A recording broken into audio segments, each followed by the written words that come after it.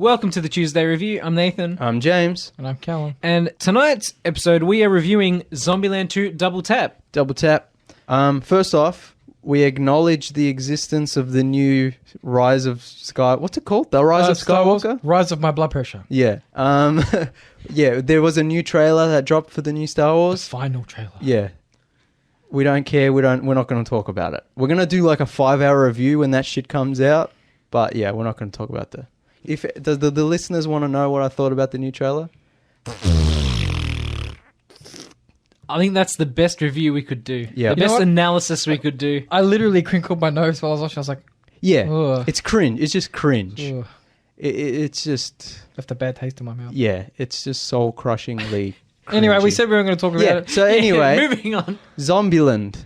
Really good. Zombieland. Now, I'm a massive fan of the first Zombieland movie. Yeah. It's an amazing film, and it's in my top 10 of probably all-time movies. I for really like it, but I didn't love it as much as everyone else did. Everyone was like, "This is the best movie. It's so funny. This, that, and the other." I'm like, "No, I love the first Zombieland. It's really good." But I didn't love it. But it is a good movie, and I like it. And we rewatched it recently, and it is a lot of fun. It is so much especially fun, when you're yeah. like with friends and stuff. So, but like, it's been so long since the first one came out that the second one was just kind of like,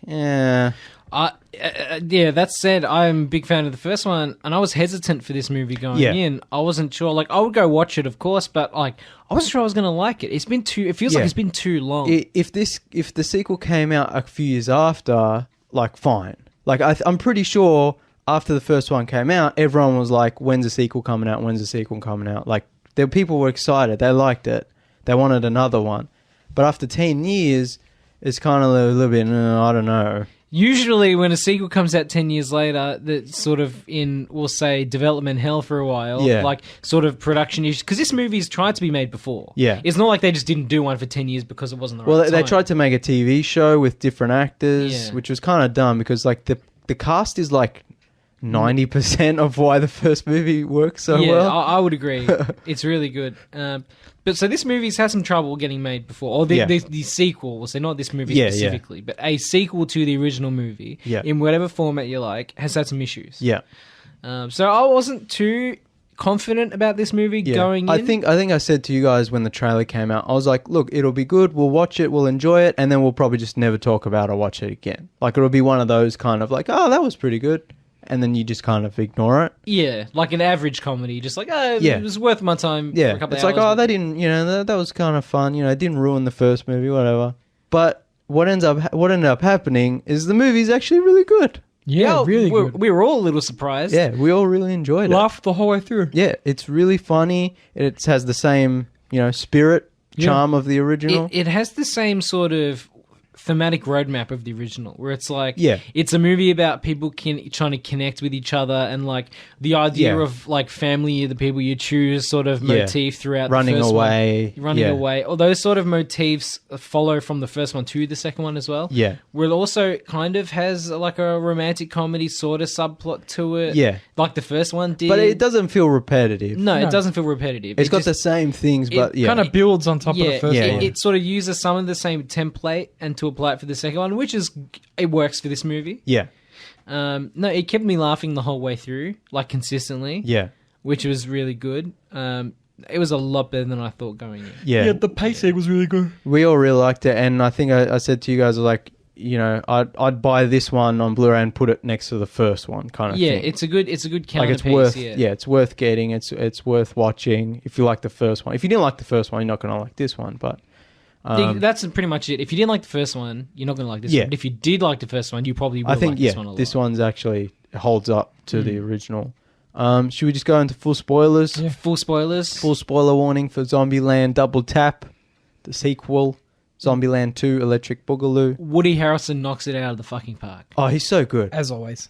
Like, he's such a good angry redneck. Yeah. Like, Thank God for rednecks. And I like how, like, he's so, I think you were saying in the movie, like, you're just like, he's really good at getting angry. He's like Adam Sandler, where it's like, you just like watching him get mad and throwing things. There's a scene in the gym of the White House where he finds out that Little Rock has run off with a hippie musician. And he's like, nah. And he's like throwing stuff. Yeah. It's so good. It's also the little things. So, like, he'll just kick something. Yeah. You know what I mean? Like there's a scene where he just kicks the mirror off a car. Yeah, he hates that. Oh, Prius. that's so good. No, but it's like the little things, like the little the minivan. Yeah. He just like kicks the mirror off. I'm like, that's hilarious. That's like a running gag though. Like he keeps kicking it and it just folds because it's got the folding mirrors. Because in this movie they keep he has the Beast, a car he's modified to his liking. It's like a Mad Max. It sort of gets stolen and eventually totaled. So they keep trying to find different cars that are more masculine, more sort of his energy, and they always break down and they always have to go back to the minivan. Yeah, and it's so funny. It's so like emasculating for him. It's so fun. He can't. I like how it. in the first movie it's like his journey is like finding the Twinkie. In this movie, it's like finding a good car. Yeah. Which I mean, I guess it doesn't come to a. I guess he gets the Cadillac at the end. Yeah. So I guess that's the ending for that thing. And he also gets a girlfriend at the end of it. Yeah. Like that's a thing. This movie's more about like people finding love or partnering off. It sort of continues that sort of journey of finding normalcy in the sort of zombie post-apocalypse that the first one did as well. Yeah, I feel like it feels like a natural progression. It doesn't feel forced. Yeah, no, it makes sense. Yeah, like the relationships are like they do that. It's like a typical sequel thing where it's like the main characters fall in love at the end of the first movie, and then the sequel kind of tests their relationship. Yep. But I think it works. I think it worked for this movie anyway. Yeah, they did all right. It's fun. The writers really... I'm assuming it was the same writers from the original because... I'm pretty sure it was. I know it's the same director. Yeah, I think it would be. And like... Because the character arcs are very appropriate. Yeah, same guys, yeah. Abigail Breslin's character, Little Rock. Yeah. She's really good in this as well. She's just like 18 or 19 years old or whatever it is. It's unclear exactly how old she is because you see a montage where she turns 18 in the White House, but the timeline's a bit weird. This is one thing, like I will say about the movie, is that this movie almost entirely unchanged could be set like a year or two after the first movie, other than the fact that Abigail Breslin is a lot older. So it's obvious that a lot of time has gone past. But other than that, like the whole like moving into the White House and Columbus and Wichita like having relationship problems and her leaving and them like going on a journey and like, finding the other people in the settlements, like that could have happened right after the first one. Yeah. But the fact that Little Rock is older is the only thing that really pushes the timeline forward. Yeah, way forward, yeah. Which, I mean, it's not a problem, but it's like... One of the things with the first movie is that, and it's a good thing, it's not a bad thing, but it's very simple. Like, it's like, other than the main group, you don't really see any other normal people except for like Bill Murray, and there's like flashbacks to, is it 406? The girl in 406, I think? Yeah. And like the guy in the toilet and like other things like that. Comedic flashbacks sort of. Yeah. But there's like, they don't run into, it's not a normal zombie movie or normal post-apocalyptic movie where they run into settlements or they run into a gang. It's just like, it's just them fighting zombies and trying to get to the next place. Yeah. Whereas this movie, expands upon that where it's like they meet other people and they find a settlement and there's a bit more of that stuff. A bit more of standard zombie fare. Which, again, like, if this movie came out a couple years after the first one, you'd be like, oh, yeah, cool, they're kind of setting up now that there's, like, more, there's more stuff going on. But the fact that it's, like, set 10 years... I think they do mention... Columbus does mention in the voiceover where he's like, we ran into other people, but we weren't really interested in, hanging around with them. They wanted to keep to themselves. Yeah. So it's like there is a larger universe out there for that 10 years. That 10 years did exist, but it's like it's not really important what happened in between kind of thing. I think it would be cool if there was a comic set in between those years. There's a mobile game. There's like a video game as well. There's like it's a mobile. I think it's on Switch as well. Consoles. But it sounds very like cheap tie-in. I understand that The Walking Dead is a thing that exists. Yeah. And I think that was a good joke. Yeah, and actually, we've got a segment on that later. But I think that there's a much fertile ground for zombie comics. So I feel like... So I would love like a little Zombieland comic set in the intervening years. I mean, off the top of my head, I can't tell you, but I feel like there's a lot. But that might just be because zombies have always been popular, and especially now. There might be a lot, but I'm talking about big ones. Yeah, popular ones, yeah. Yeah. But that would be... even like an animated series. Yeah. That would have been fun. Yeah. But I feel like, if the TV series they were trying to get made got made, then we wouldn't have this sequel, or we might have, but it would have been very, very different. Yeah, because it would have been like competing with the show, which had like different cast members. Yeah. No, like Abigail, of course, runs away. Tries to find other people her own age because she's sort of stuck in the White House. I like that because she's the youngest, and so like she doesn't want to be hanging around with all these old people. So she's like, and her sister and her boyfriend, they're not cool. Like that's not cool. That's sort of Columbus is not objectively not a cool guy. I think he's a pretty cool dude. Actually, at the end of the day, he's pretty cool. Like he's badass. what? Yes, he's a nerd. But he's also... But he gets shit done. Yeah, that's it. He knows how to survive, and he's not a bad shot. Yeah, true. He doesn't just hide behind, like, he knows what he's doing. And that's, I think, my only problem with Emma Stone's character, Wichita, in this movie is it's sort of... Again, this is a problem really only made by that big time jump. The fact that she leaves him with like a note after a decade it feels like it should have came out like a year or two after kind of thing. It's a small issue that I can overlook, but it feels like if you've been together for 10 years and now only 10 years when he pops the question after a decade, there's like they've been together a decade, right? There's other stuff. If she runs away after seeing a ring after 10 goddamn years, there's other issues. But that's what I'm saying is that 10 years, you just have to, in the movie, like in the cinema universe, in the kind of suspension of disbelief kind of thing, you just have to be like, 10 years didn't really happen. Yeah, or the 10 it's years, really a couple, It's like the 10 years happened, but they happened really quickly. And Abigail Breslin like shot up. That's sort of my only minor gripe, really, is that that decade time jump kind of feels a bit rough in some of the writing. That's interesting as well, because when the trailer came out, or maybe even before the trailer came out, and they were talking about doing the sequel, and I was like, it's been so long, it's like, are they going to address the fact that it's 10 years later? Is it going to be about them all being like old and tired kind of thing? Are they going to do like a Creed or a Cobra Kai kind of thing? I mean, I know 10 years isn't that long, especially for Emma Stone and Jesse Eisenberg aren't that old. But you know what I mean? Like, are they going to address the fact that it's been that long? And Woody Harrelson doesn't honestly look that much different. I do agree. I think that... But do you know, I think that they should have had, instead of her getting cold feet, they should have had a massive argument about something. Maybe, or Little Rock should have left first and Wichita... Oh, no, but then... Columbus would have gone with her. But my point is, I think that her getting cold feet was a bit of a stretch. Yeah. Because by 10 years... Maybe he hasn't proposed to her, but they have a general idea of how the direction they want to take their relationship. Yeah. I mean, she's more dysfunctional than he is. I know he's a dysfunctional guy. Yeah. But she's more emotionally distant. So I can... Yeah. But they would have addressed that already. Yeah, exactly. So I think that they should have had some argument, or there should have been some catalyst which drives them apart.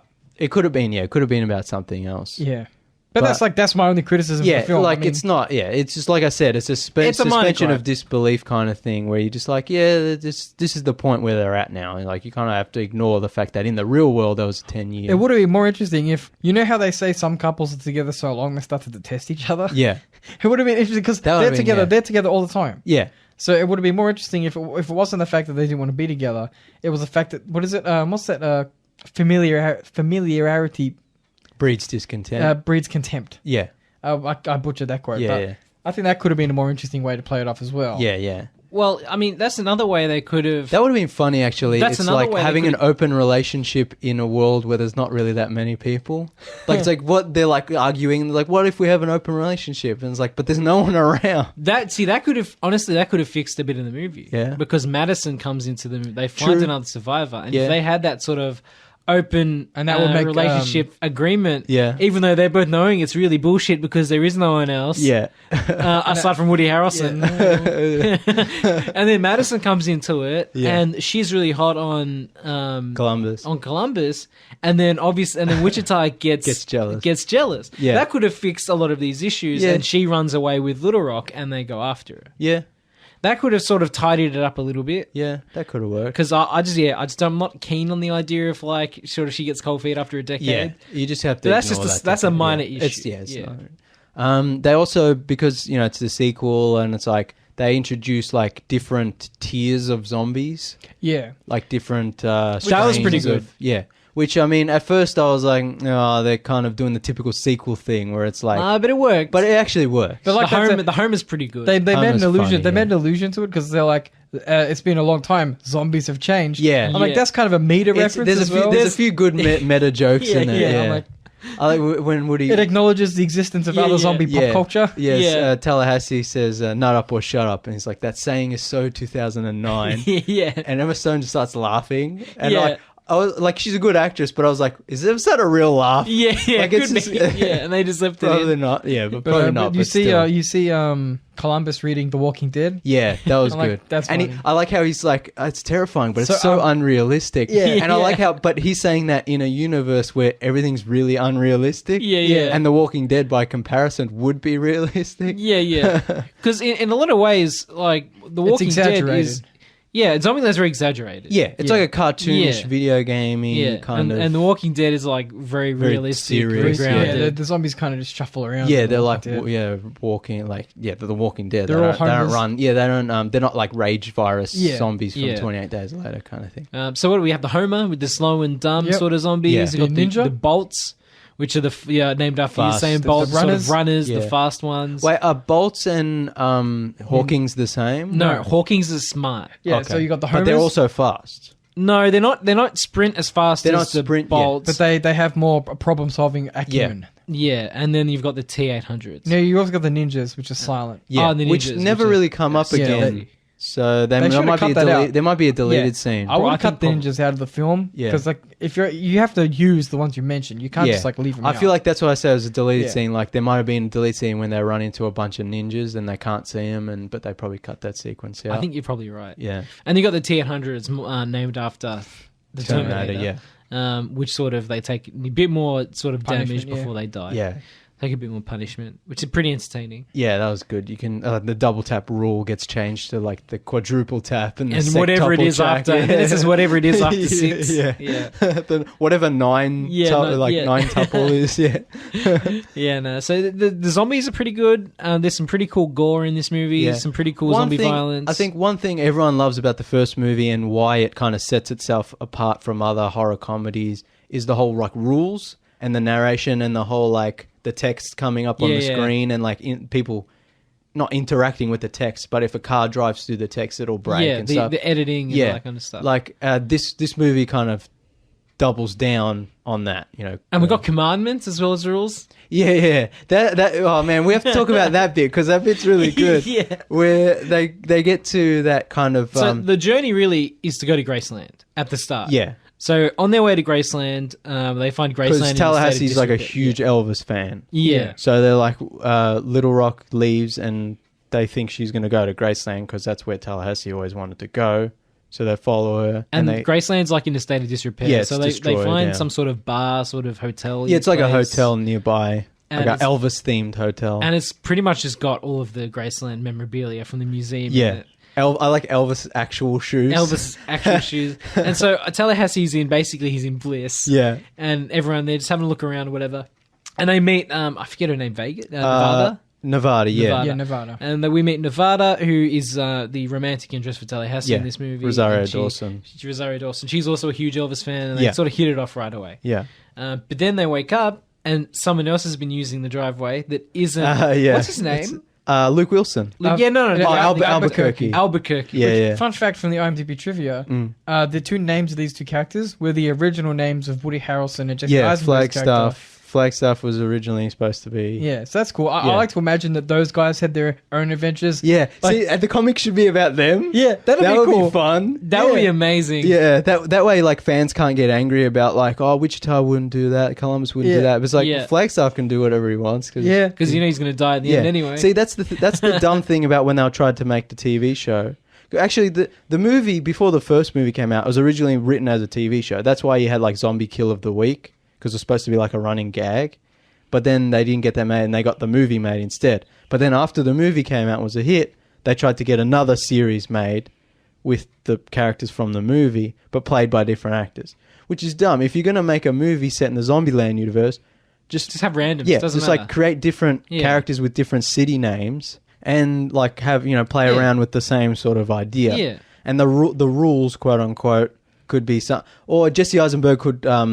He could narrate like a Ron Howard kind of thing. Yeah, like only needs to do a couple of weeks work a year for the season. Like, or they could have done a thing where it's like Woody Harrelson and Jesse Eisenberg like cameo in the first episode, and then hand it off to the other characters kind of thing. You know, that could work. Yeah, but instead they were like they recast quote unquote the same Such character. a terrible idea. We're just lucky it didn't happen. And everyone hated the show, and they pretty much. It went away very quickly. There was a pilot episode that Amazon made, and then it went away very quickly. Good. But yeah, like the idea of like Luke Wilson as Albuquerque and Thomas Middleditch as Flagstaff being the kind of clone, not clone, but you know, doppelganger. Yeah. That's like you think it's like a one-note gag. But it holds for a good, like, I don't know, 20 minutes. Like, it's funny. It's like archetypal as well, because you have the smart guy, then you have like the beef. Yeah, the muscle, Yeah, I'm like, it kind of... It's so good. It's like in games, you need like a healthy mix of players. Yeah, that's actually funny. Like, it ties into the whole, like, video game-ness of the first movie and this movie as well. It's like, there's classes almost. Yeah, it's like you got the smart guy, you got the resourceful, I love how Columbus and Flagstaff sort of have it off with their rule systems. Oh, that's that was so pretty funny. Like a rule off. Flagstaff has commandments, where Jesse Eisenberg, Columbus has rules. Yeah, that was and they're sort of like testing each other. And I like how like Flagstaff has ones that Columbus didn't even think of. Yeah. It's like teamwork. And he's like, oh, of course. Yeah. I gotta say, I thought it was hilarious when it's not a joke. It's not something I thought was hilarious when there's an inside shot of them around the table playing Magic the Gathering. I'm like, I didn't even notice that. The card game they're playing is Magic the Gathering. I'm like, of course. Funny. Yeah, that's so good. Like, I don't know which one. See, I'd like to know which one had the cards. Oh man, we need prequel comics. Yeah, they could have. I would have loved a little quick scene where, like, let's just say, Flagstaff shows that would be funny. Like, pulls out his bag. Where did you find those? Oh my god! No, you know what? He should have pulled them out, and then and Columbus should have had his own deck. They should have been like swapping. Yeah, that would have been amazing. Oh man, so good. But I like with the bit too where they're like they're gonna do the toast with the shots. And they're like both like, you know, cheers, and then they both like throw it over their shoulder. Like they both do the same. It's like they're the same. So funny. Thomas Middleditch is so funny. Now overall, it's just a really funny movie. Yeah. I recommend it. The action scenes are pretty good. Like they're fun. There's some dodgy CGI, but you know, it keeps up the fun, the pace. It can't be helped. Yeah. Well, I mean, it can, but you know, but in a realistic world. Yeah, exactly. So this is one of the new primary. I would call her a primary character in the film. Yeah, it's Madison. Now she's a ditzy, like a dumb basic blonde, kind of, you know, blonde bimbo, archetype kind of character. But she's amazing. Unironically, a really good character. I think she gets treated a bit harshly. Yeah, like when the trailer came out, I was like, zombie bait. Yeah, I was like, why is that? That's kind of such a... Like, you know, the first movie came out in 2009, and, you know, this movie makes, like, fun of that. But, like, having that kind of dumb blonde character... Legally blonde type. Yeah, it felt very, like, 2003. Yeah. And she's wearing, like, a Von Dutch t-shirt, and I was bright like, pink. Yeah, and I was like, this is very, like, you know, like... they didn't update the script. What is it? Not another teen movie, kind of like that kind of thing. Yeah. I was like, but she's actually legitimately... hilarious. Funny, yeah. Yeah. Like, there's, like, one quote that... I have a feeling she knows more about pop culture than the others give her credit for. Yeah. Because she's saying something, and then she goes, I live in a mall. She goes, like Day of the Dead. I'm like... Obviously, she's seen a couple of films. Yeah. No. She's really funny. There's a good scene where she has an allergic reaction. Yeah. No, I called that. Yeah, you called that. Also, but I was like, I wasn't mad. Like, it's fun. Like, it's funny. Like, they think she's turning into a zombie, but she's actually just having a nut allergy. Yeah. There's who knew there'd be peanuts in trail mix. That was fun. Yeah. Also, I love the fact that she's driving the car, that you get to the montage she's sleeping. She's asleep at the wheel. That was fun. I think one of the funniest moments though is when they first rescue her and she's coming onto Columbus real strong, and she's like, "Look, this is happening, or I'm gonna have to bite the bullet and have sex with the old man." The old guy. Yeah. And he's like, "Okay, fair enough." Yeah, he's like, "All right, I'll take one for the team." That was pretty good. Oh god, I like the what do you call it? The blindfold for... Oh, yeah, you don't want Abe watching you. Yeah, so that, the post-it notes. Yeah. There's a lot of good gags, a lot of good one-liners. Like, the first movie has such good one-liners. I think this movie has some good ones. But will it have as strong memes as the original? Because Zombieland 1 gave birth to the Woody Harrelson wiping tears away with the money. Yeah, that's a classic now. Yeah, I don't know about that, but yeah, it's got some good meme potential. We'll see in 10 years' time, like if people look back on it fondly. Yeah. Actually, that's a good point as well. It's like we weren't sure about whether this movie would be good or not, and ended up being good. So it's like a third movie could work out. Yeah, as long as it's as strong as at least as good as the sequel. You know what I mean? Like, I don't want it to be a trilogy that has a bummer of an end. Yeah, as I said to you the other night, like I don't want them to rush because this one came out and I'm assuming it's doing well. I don't know how give it a few years. But yeah, if they should only do one if they have a good idea and everyone wants to do it, kind of. Yeah, I think they will. From what I was reading before the show, I was looking this movie up a little bit, and Jesse Eisenberg and Emma Stone are quite excited to do another one, kind of sooner rather than later if it does well. It looks like a fun movie to make. You know what I mean? Like I don't think it doesn't seem like it's one of those. It's not Silence. You know what I mean? It's not. It's not like super heavy material. Yeah, it's like pretty light and fun. It's not Mother. Yeah, like they seem to be able to kind of like it's like a have a good time watching. Yeah, exactly. It's like a family atmosphere or something. No, I'm quite happy, and they can take this a sequel in quite a few directions. Yeah, you know? Yeah, like, they set some interesting things up because the movie is almost about like stages of life.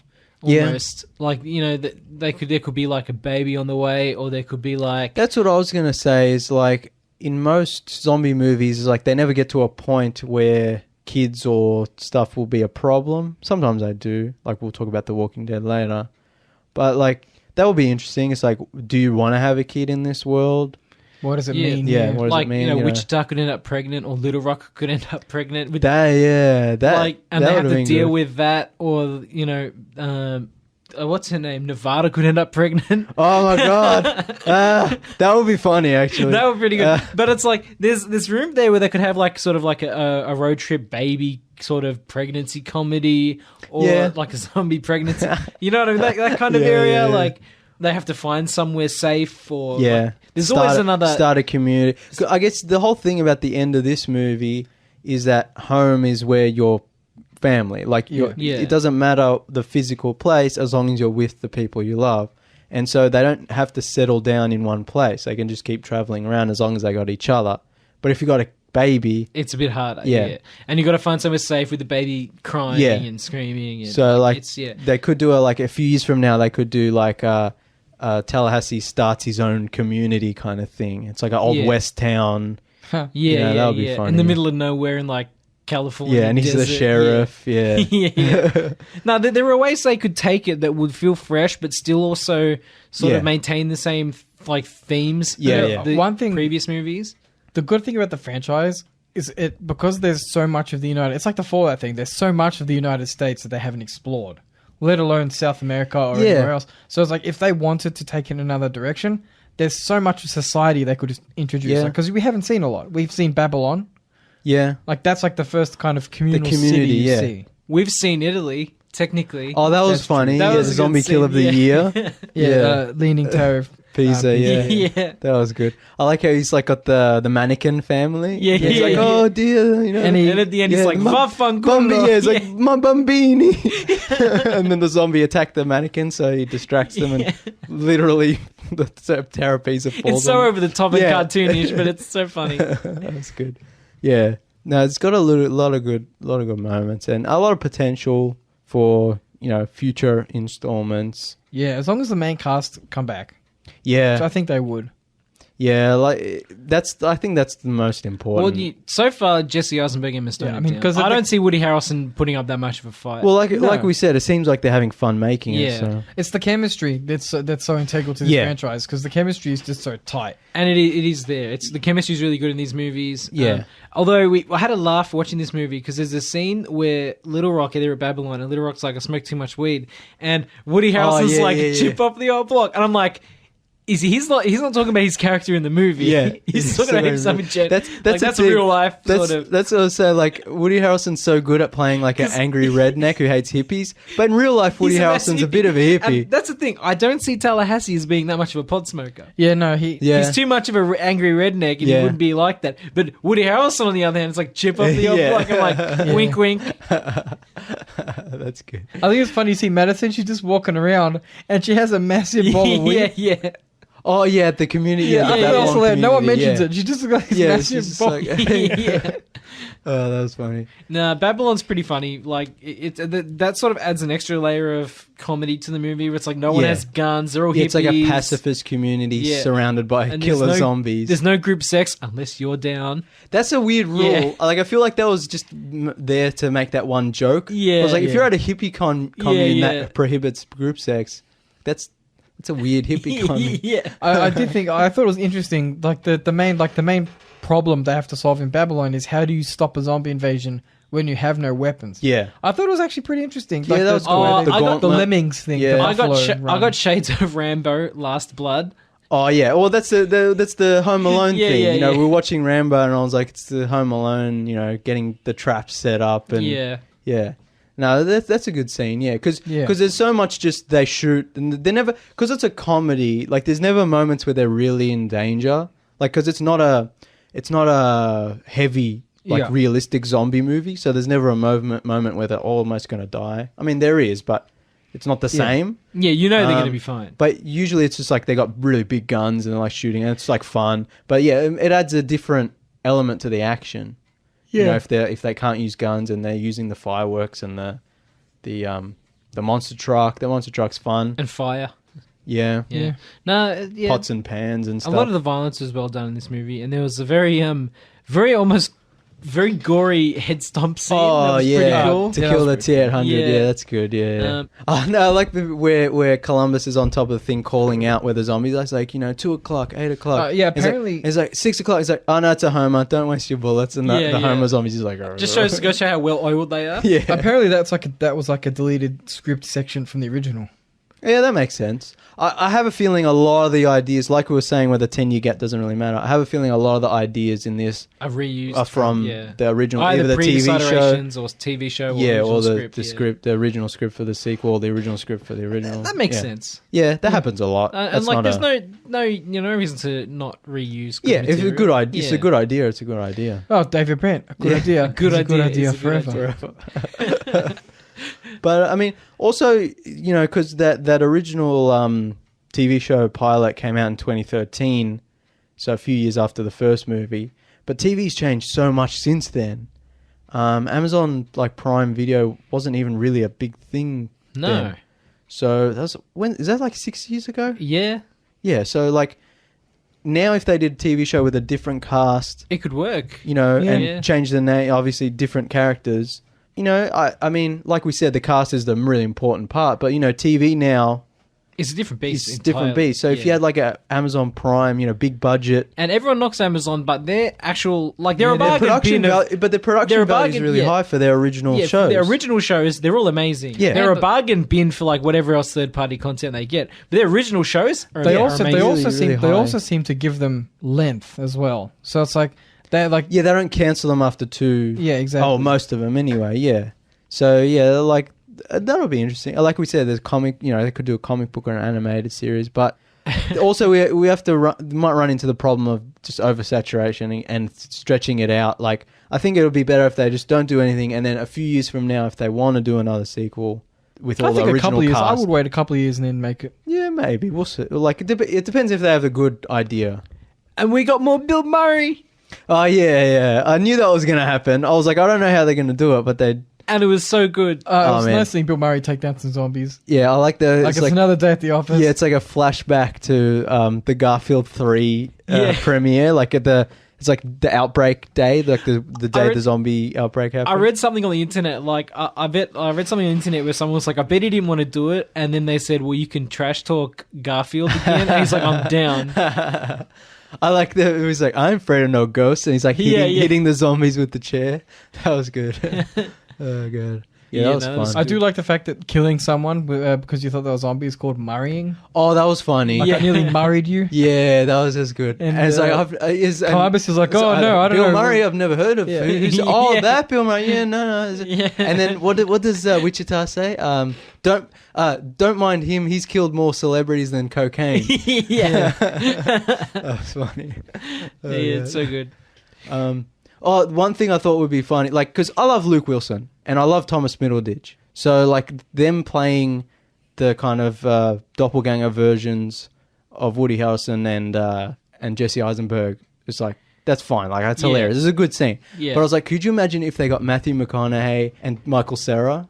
As a third... No, I didn't even think of that. Then the third movie they could do... they could do it again. No, that's too much. Nah, I'd still accept it. Yeah, There's just like all over America, there's little partnerships of like a redneck and a nerd. Like, you know how there's always a Rick and a Morty? Yeah. Oh, yeah. That would be funny. Yeah. Like every once in a while they run into... But Michael Cera, that'd be amazing. How funny would that be? And like Woody Harrelson and Matthew McConaughey, like matching cowboy hats, like facing off. Yeah. Except if you wanted to subvert it, you'd make Michael Cera the resource man. But they could do that. And then Matthew McConaughey's the nerd. Yeah, Michael Cera's like the guy with the cowboy hat and the guns, and Matthew McConaughey's like the nerd guy. That would be funny. Yeah, no, I'm down. Send us a check. But not really, because it probably wouldn't end up being that good. Maybe. We'll write the script, we'll send it. Yeah, but it's a good movie. It's pretty good. Well. I'll Surprisingly, yeah. I'll buy it when it comes out. I can sit next to my original Zombieland Blu-ray. Yeah, surprisingly, like... in an era where sequels generally aren't that good. Yeah, especially like 10 years later, that's when you start getting in the whole eye-rolly kind of... Yeah. But we do live in a world where Cobra Kai exists and is good. Yes. So there's always hope for a long-awaited sequel. Yeah, that's the thing. It's what did I say to you the other night? For every Rambo Last Blood, there's a Cobra Kai. Yeah. Like for every piece of shit like sequel, there's like a great like old guys kind of returning kind of thing, you know? For every Deathstalker 3, there's a Deathstalker 4. More like a Deathstalker 2. No, 4 was better than 3. Yeah. And did I watch 4? Yeah. we did. The one with the stone people. It's the return of Rick Hill. Yeah, Rick Hill. He's thinner, but he's not as big. We watched it. Okay. Maybe I blacked it out. Oh, man, but it was so good. Anyway, moving on. Oh, God. Yeah, Zombieland 2 Double Tap, go watch it. Yes. It double tapped my expectation. Yeah, very good.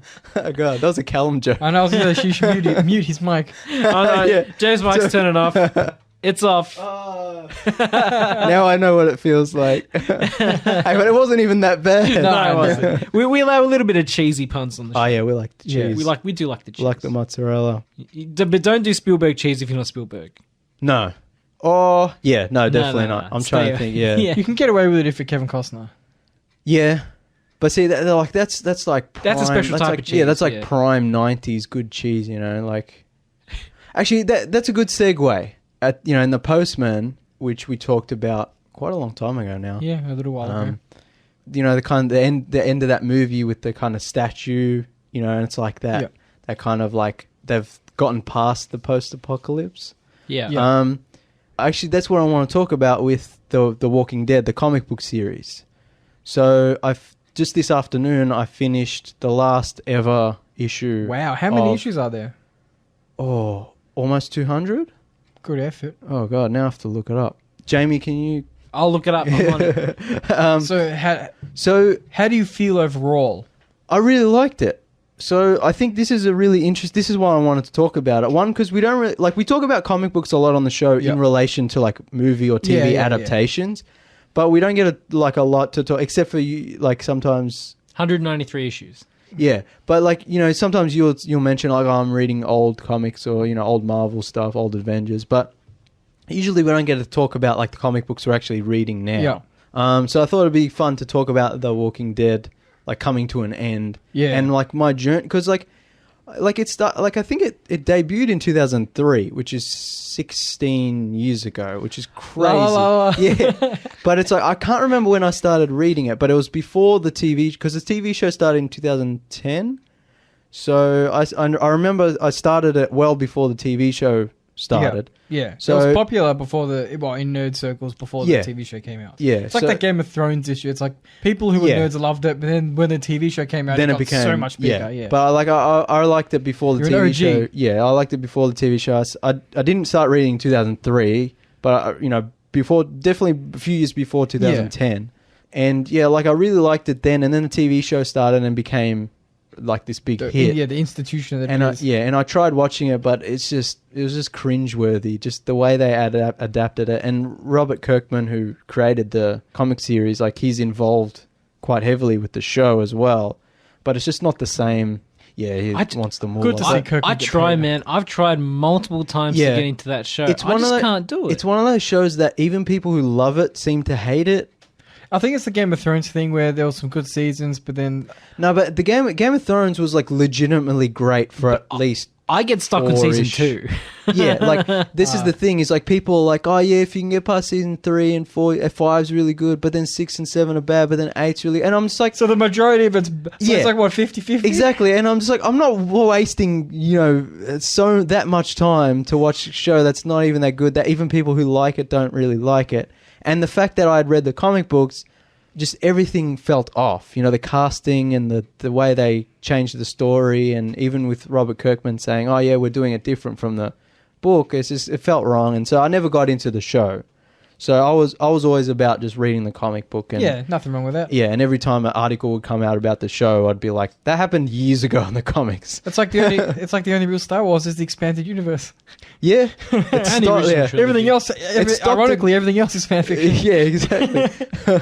It's funny how, like, people who wrote... we won't talk about this, yeah. Sorry.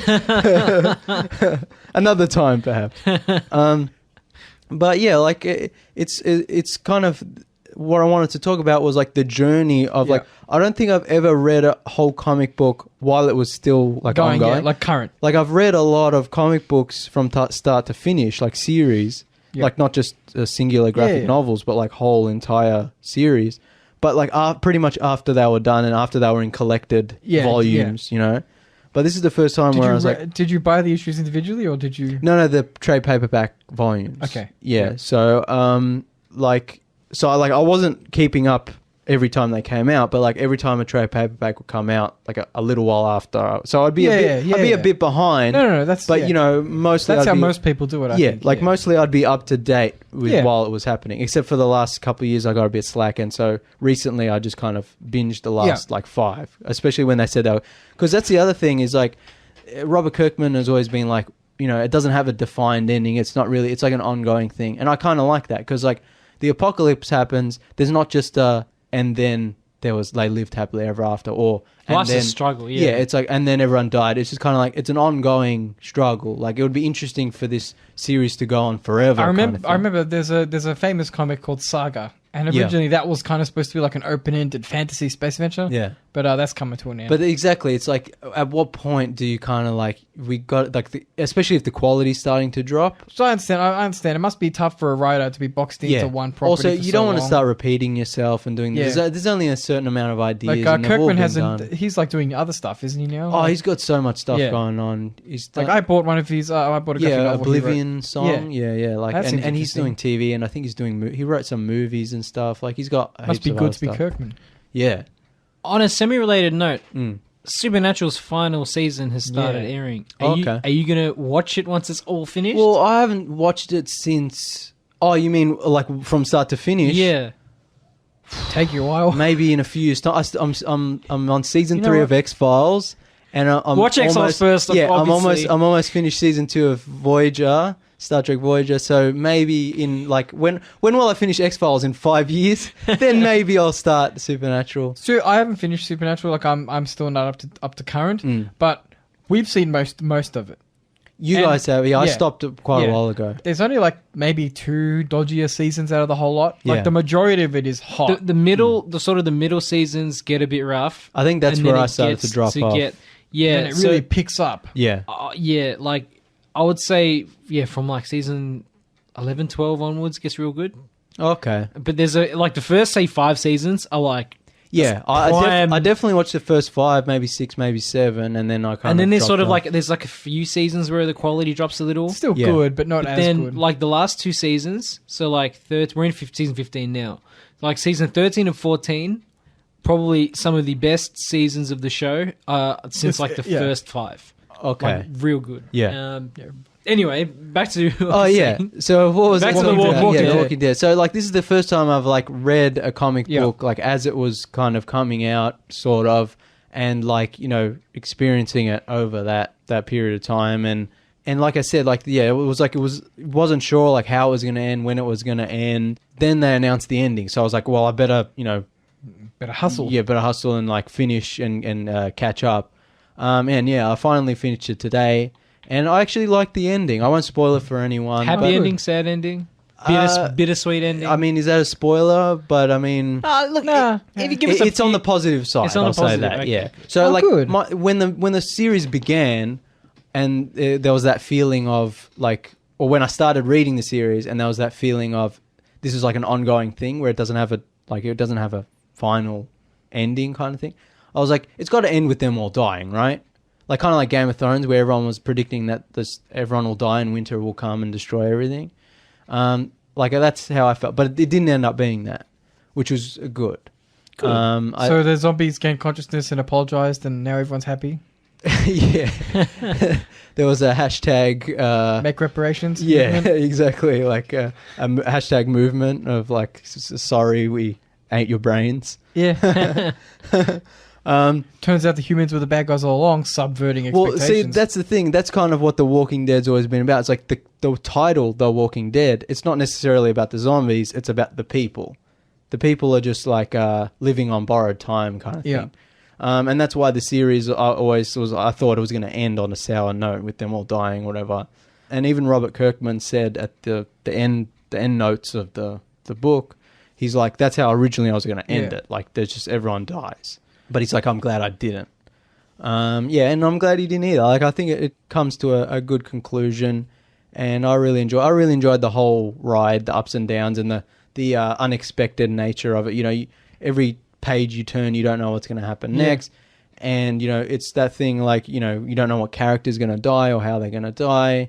Main characters will just die one day, and you'll be like, oh, okay, that's how it is, kind of thing. It's I guess similar to Game of Thrones in a way. Now I'm looking forward to like the collected omnibuses. Yeah, well, they've got most of them out. I guess the last one's coming out. Like soon. Like the big chunky one. Yeah, no, they got the whole. Sick. I think there's like 4 or 5 like big boys. That'd be good. Big chonkers ones. So I recommend it. It's good. Like especially I mean zombies have always been popular, like we were talking about with Zombieland. But I think when the Walking Dead TV show came out, that's when it's like spiked. It almost became boring again. It was like when everyone loves it, it's like that. Yeah, but I like the thing about the comic book is I always felt that it was always really good. Like it doesn't matter. Oh yeah, it doesn't matter about the zombie culture in real life, and it doesn't matter how good or bad the TV show was. It stands on its own. The comic book was just like it's just a good story, and there's like a lot of characters, a lot of movement, and of like. You don't know what's going to happen, and I will say it's edgy though. It's very auteur, and it's all black and white. Yeah. But that kind of suits as well. Like feels kind of indie, even though it's really kind of big. Yeah, that always made me laugh. It's like people like The Walking Dead because it's black and white. It's like it's not like those other. It's not a Marvel comic. Yeah, and it's very character driven and it's very dialogue heavy, and it's not really about the action. Yeah, it's kind of like it's very slow kind of. But that's what I liked about it, and so I enjoyed the whole ride, and I enjoyed where it ended up, and I enjoyed being a hipster about it and being like, "Fuck the TV show, the comic book's where it's at." This is the real story. But yeah, like I just what I like quickly mentioned about like in Zombieland and the Postman was like that idea of like the post apocalypse. Yeah, and like. In most movies, I'm sure there's a lot of books and stuff that show like what happens after, but like in most movies, it's about the outbreak or it's about the disaster and then like the immediate aftermath. Yeah, and or a few years after, or a decade or 30 years after, and it's about people living in the wasteland and then it ends. But it's like what happens after that? if everyone doesn't die, like, do people start to rebuild? Does, you know, like we were talking about, do people have kids? You know, how can you raise kids in that environment? It'd also be interesting, like, if there's like one that's set quite a few years after, and it's like society's built again, but how do you explain the sins that you committed during the post-apocalypse to the next generation? It's like, well, but that's like, I don't want to spoil it for The Walking Dead, but you know, like, there's a time jump, and it's like, it's also I'm almost kind of sad that it ended. It's like, I want to see more, you know, more and more. More of the post-apocalypse. Exactly. And I think, like I said, there's probably a lot of stuff out there that deals with this that we're just not familiar with. But, like, I feel like it'd be cool to see more about, like, dealing with what you did during the apocalypse when the society's kind of gone back to normal. When everyone has PTSD. On a similar note, you know, The Purge has a TV show. Yeah. When The Purge initially comes, even the descriptions of this show still say, you know, The Purge TV show is about how people cope with the rest of the year. But of course, the TV show ended up just being a Purge movie over like 10 episodes. Yeah. But that's the more interesting idea. Exactly. Yeah, it's like living in a society. Political drama, trying to get the Purge overturned. Yeah, like that's what the show is supposed to be. Even today, technically, the description says, you know, this show follows everyone the other 364 days of the year. Yeah. And it's like, it doesn't. Yeah. And it pisses me off. It's more interesting to deal with the internal politics and society. Yeah, of like we can see the sort of the apocalypse happen, or the post-apocalyptics, you know, those events. We can see them in every media, everywhere. We want something a little bit more subtle. Yeah. Like a little bit sort like of dealing deeper. with the idea, like how do you deal with what happened, you know, after people have gone back to some sort of normalcy. Exactly. And then, I remember I saw a short film once many years ago. I can't remember what it's called, but it was like after a zombie apocalypse had been wiped out, but there was still threat of some small infections here and there. Yeah. But otherwise, it was a normal society. There were, you know, there was internet, there was cars, you know, there was homes. There's an English movie or an Irish movie that does something similar.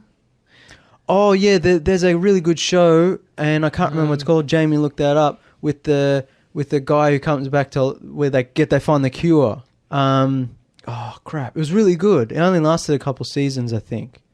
I'm not sure. I think it was Irish. I think I watched. Yeah, it's really good. And like people who were zombies can't go back to normal. In the flesh? I think that's it, yeah. That was really good. So yeah, there's stuff like that. But yeah, there was this short film I saw once where it's like a normal city. Everything's up and running. There's no post-apocalyptic Mad Max stuff going on anymore. But there is sometimes a threat of infection, and the whole like premise of the short film was that a guy accidentally gets infected. I can't remember how. And there's like a cleanup team, like a what do you call it? Like an extermination team who like come in and like quarantine the area. And I thought that was interesting. It's like, what if the world we're living in right now, the normal world, is exactly the same as it is, except if you cut your finger, you have to be worried about becoming a zombie. Yeah. That's an interesting idea you can play with. It's like, how does that change society? How does that change interactions? The movie I was thinking about was The Cured. It's an Irish zombie movie where there's like, they find a cure for the zombie virus. Yeah. And then like they'll find zombies and they'll cure them. Yeah. So they become normal people again, but they're still stigmatized in the community. Yeah. I think that came out after In the Flesh though. Yeah, no, it did. This is more recent. Yeah. But In the Flesh was really good. But yeah, like, you know, that idea is really interesting. Yeah. And, you know, like The Walking Dead kind of, that would be cool to see, you know, further in the future how they kind of deal with that. And they do that a little bit in the comic book. And yeah, it's a really interesting thing to think about. But yeah, I like the way the comic ended. And if you haven't read it, I recommend it. Oh, yeah, definitely. Yeah. Did I talk about how I finished It the other week? Yeah, we should talk about It because I think we mentioned on the It Chapter 2 review where you were reading it, but you still had a little while to go. So it's a big book. And, yeah, you know, as someone, like it took me a long time to get through it. Yeah. But I did it. Yeah. It's like reading War and Peace. I did it. I have to congratulate you. It's such a big book. Yeah. No, I think, you know, it's to say that the book is better than the movie is both true and also unfair because they're two different mediums. Yeah. But what the book has the adult and the children's sections going essentially side by side. Yeah, it's like intercut. Yeah. So, and it also works relevantly. So, like, they'll remember something as an adult. Yeah. Cue the child segment, or something will happen to them as a child. That kind of cue the adult. That kind of happened in chapter 2, where it was like something will happen to them, and then it'll flash back, and you have weird de-aged kids. And but it's like we were kind of complaining. It's like they should have written chapter 1 and 2 at the same time and filmed them at the same time. Yeah. So that it could be more, and I think interweaving the narratives works the best. Yeah, like that's the way Stephen King. That's right. Structured it. He did it for a reason. Yeah. You know. So I loved the book. I'll probably read it at least one more time before I die. But like I said, better start now. Yeah. Old Callum getting to the last page. It's like, I did it. No, again. There are, of course, there's changes which we probably went into more detail about during the review, so I won't talk about those. But the one big change I want to talk about is the ending. Yeah. So in the end, Eddie still dies, but the way the final fight happens is like it's a metaphysical fight. Yeah. So as in the original It movie, you said they kind of just wail on the spider and he dies. Yeah, it's basically just a giant spider and they throw stuff at him. In the new one, they like bully him until he turns into a weird baby. Or should I say her? Because Pennywise is female in the book. Oh yeah. They bully her until she dies. Yeah. Anyway, they also step on her eggs, so future Pennywises can't be born. Yeah, that wasn't in the movie. No, which I can't understand because like they lay the groundwork for that subtly in the book, or he does rather. Yeah. They didn't do that, so I understand. It's an extra layer of complication you don't need to go into. Yeah. Anyway, the issue is in the films, it's always a kind of a physical response to what is essentially a spiritual enemy. Yeah. It's like yes, there's a physical layer to Pennywise, but the majority of Pennywise's evil is metaphysical. And the interdimensional, interdimensional, cosmic is the way it's described in the book. Yeah. So essentially, they fight two characters at a time. I think it is kind of fight Pennywise in like the outer kind of cosmic reaches or whatever. Yeah. There's like a word for it, but I can't. It's like the void. Yeah. Because it's like a metaphysical plane. The deadlights are like trapped behind the fabric of the universe. Yeah. And they kind of fight against it with their will, and that's how they fight Pennywise. Yeah. And like that's what I wanted from the film, because I'm like, yeah, you have the children and the adults, and you could have had a way to have the spirit of the children work through the adults, having all the cast at once. Yeah, I think you mentioned that on the It episode, where it would have been really cool to get all the cast together, the kids and the adults, and have them all, on the same set. Yeah. And but it's like a metaphysical thing where time bends on itself. Exactly. And it's like, they're not in the real world, they're on this metaphysical cosmic dimension, and they're all like fighting him, not physically, but like mentally. And one thing I will say is that like every now and again you'll get some person who'll say, well, the real bad guys of it are the parents and the townspeople. So the book kind of references this quite a lot, where it says essentially Pennywise will warp anyone who lives in the town for so long. So occasionally, every 27 years or whatever, the people who have lived there for a long period of time will kind of, they won't notice bad things happening. So when people like, how will the parents not pay attention to all this drama going on? It's because Pennywise warps their mind so they don't see it. We mentioned we mentioned the review where it's like they hint at it, but they don't really explore it. But it's like a core part of the novel where Pennywise corrupts Derry. Exactly, but it's not so much a corruption. So a lot of people, we had that whole conversation about whether Beverly gets raped. Yeah. Now in the book, she doesn't, but the father's anger is actually in the book. It's basically Pennywise. So what happens is she looks at his eyes, and she says, "Well, he's not there anymore. He's just a puppet." Yeah. And so in the book, it's like literally Pennywise's influence on the dad. And the kids are the only ones who can see it. Yeah, so she understands that it's not her dad attacking her. Yeah. Look, I don't blame her for not going back, because frankly, how could you? Yeah. Right, and her dad is her dad's not a nice guy anyway. But, I mean, I can't say because I haven't read the novel, but is it implied though that Pennywise is making them bad, or is he just amplifying it? So he essentially, there's always darkness within him. Yeah.